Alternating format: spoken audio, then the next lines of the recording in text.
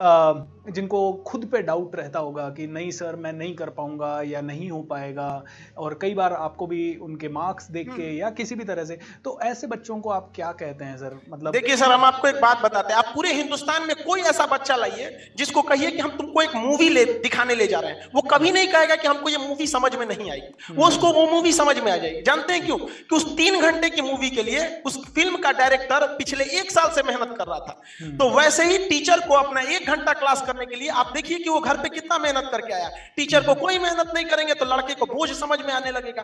तो आपको मतलब है कि बच्चों को समझाना है। वो अगर उसको जो शिक्षा बहुत टफ चीज नहीं होती है, लेकिन हुआ क्या, जब हम देश में गुलाम थे तो लॉर्ड मैकाले को शिक्षा व्यवस्था बनाने की जिम्मेदारी दे दी गई और उसको कहा गया कि एक बेहतरीन ढंग का क्लर्क निकालो, क्योंकि अधिकारी तो इंग्लैंड से आएंगे, और शिक्षा व्यवस्था ऐसे बनाओ कि छोटे मोटे काम के लोग रह जाएं। तो उसने इसी तरह हमारे एजुकेशन को डेवलप किया है कि अच्छे काम के लिए यहाँ पे वो सिस्टम ही नहीं रहा।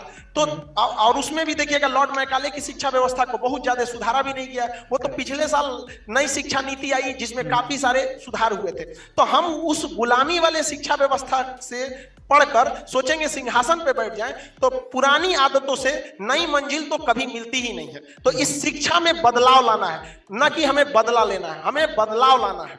एब्सोल्युटली, और धीरे धीरे जैसे जैसे बदलाव आता जाएगा